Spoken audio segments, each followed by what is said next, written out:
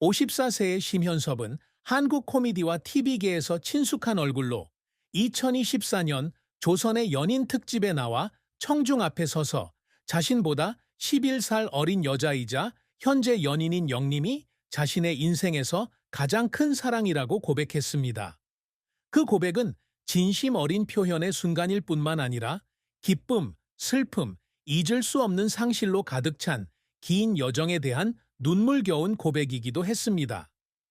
심연섭의 인생은 연예계에서 힘겹게 시작한 초기부터 인정받는 아티스트로 거듭나기까지 땀과 눈물로 젖은 페이지들로 가득 찬 책이다. 하지만 그가 관객에게 보여주는 밝은 미소 뒤에는 조용한 고통으로 무거운 마음이 숨어 있습니다. 그의 가장 큰 슬픔은 그의 경력적 실패나 청중에게 외면당한 시간뿐만 아니라 그가 가장 사랑했던 어머니의 죽음과 마음을 진정으로 쉴 곳을 찾지 못한 채 보낸 외로운 세월이었습니다. 심연섭의 인생에서 가장 큰 슬픔은 코미디 스타일에 대한 청중의 치열한 경쟁과 비난에 직면했던 경력 초기에 있었던 것이 아니다. 그는 한때 강력한 후보로 기대되었지만 주요 상을 수상하지 못한 적도 있었습니다. 심연섭에게 가장 큰 아픔은 어머니의 죽음이었습니다. 어머니는 그의 인생에서 가장 큰 동기부여의 원천이셨을 뿐만 아니라 그의 꿈을 이루기 위해 모든 것을 희생하신 분이셨습니다. 그는 조선의 연인에서 바쁜 촬영 일정으로 인해 어머니의 마지막 순간을 함께할 수 없었던 어머니의 죽음을 애도하며 눈물을 흘렸다. 심현섭은 가난한 집안에서 자랐고 그의 어머니는 그를 키우기 위해 열심히 일했습니다. 그는 그녀의 건강이 좋지 않았음에도 불구하고 그녀의 교육을 위해 돈을 벌기 위해 종종 늦게까지 재봉을 했다고 말한 적이 있다. 그가 예술가의 길을 가기로 결정했을 때 그의 어머니는 반대하지 않고 그것이 힘든 길이라는 것을 알면서도 묵묵히 그를 지지했습니다. 하지만 2010년 어머니가 심장마비로 갑자기 세상을 떠나자 심현섭은 부산에서 코미디 프로그램을 촬영 중이었다. 그는 작별 인사를 할 시간 안에 돌아오지 못했고 그것은 그의 마음에 결코 치유되지 않는 상처가 되었습니다. 그는 한때 이렇게 말했습니다. 나는 그녀가 떠났다는 사실뿐만 아니라 그녀를 얼마나 사랑하는지 말할 시간이 없어서 며칠 동안 울었습니다. 그 슬픔은 그 후 몇 년 동안 지속된 외로움으로 인해 더욱 커졌습니다. 심현섭은 코미디언으로서 늘 관객에게 웃음을 안겨주는 사람이지만 그가 종종 텅 빈 집으로 돌아와 공허함을 마주한다는 사실을 아는 사람은 많지 않다. 그는 그 공허함을 채워줄 인생의 반려자를 찾기 위해 수백 번의 블라인드 데이트를 했지만 아무도 그의 마음을 진정으로 이해하지 못했습니다. 어머니를 잃은 것은 개인적인 아픔일 뿐만 아니라 사랑하는 사람들을 소중히 여길 시간을 너무 많이 놓쳤다는 사실을 상기시켜 주었습니다. 그는 54세의 나이에 돌이켜보며 자신의 가장 큰 슬픔은 실패가 아니라 가장 중요한 사람들을 곁에 두지 못한 것이란 걸 깨달았습니다.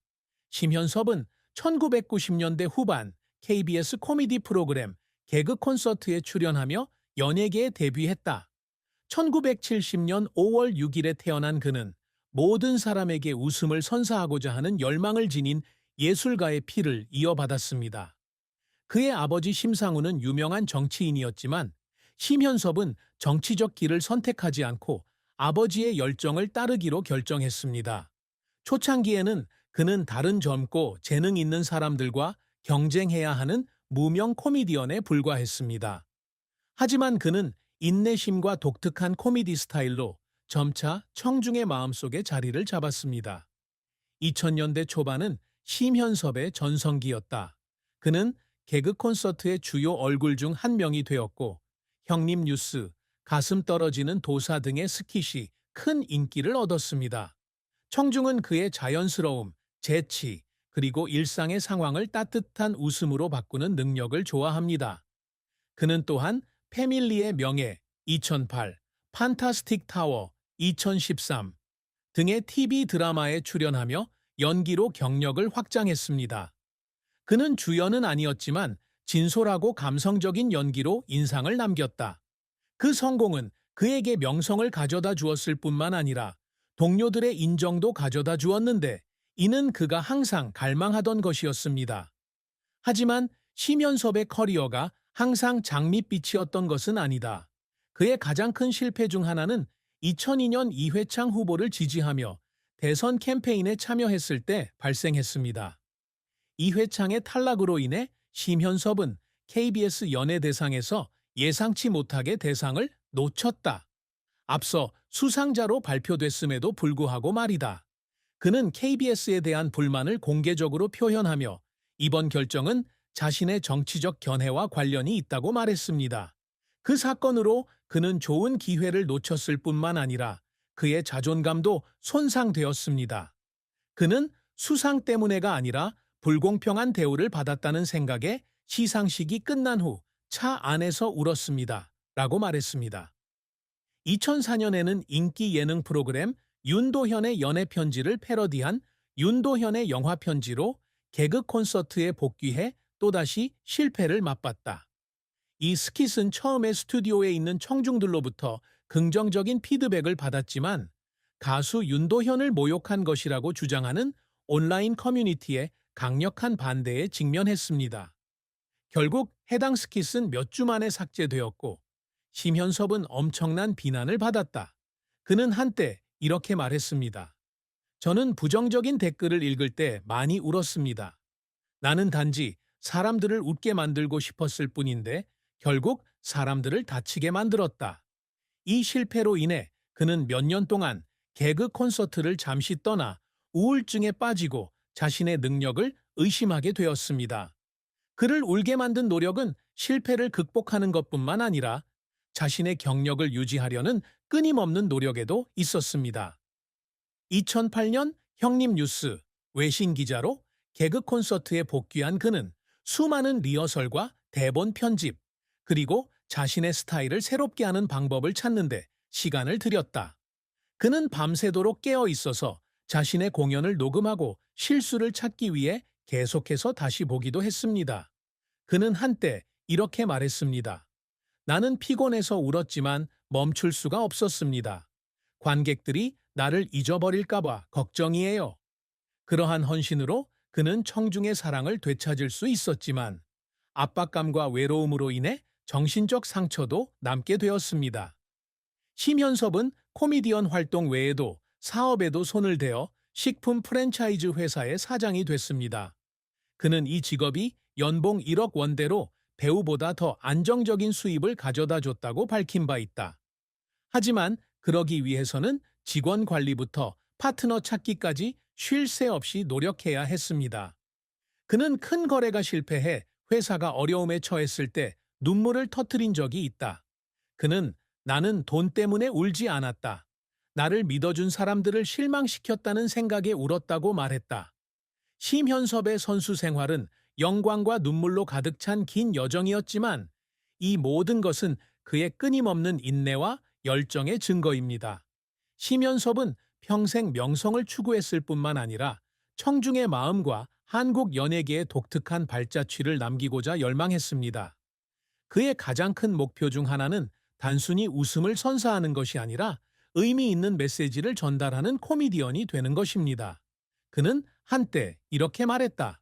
저는 청중이 저를 농담으로만 기억하는 것이 아니라 제가 가져온 감정으로 기억하기를 바랍니다. 그러한 목표를 달성하기 위해 그는 일상생활을 관찰하고 이를 스킷에 접목하고 새로운 코미디 스타일을 실험하는 등 끊임없이 학습합니다. 그는 54살의 나이에도 여전히 연기와 대본 쓰기 수업을 듣고 자신을 발전시키고 있습니다.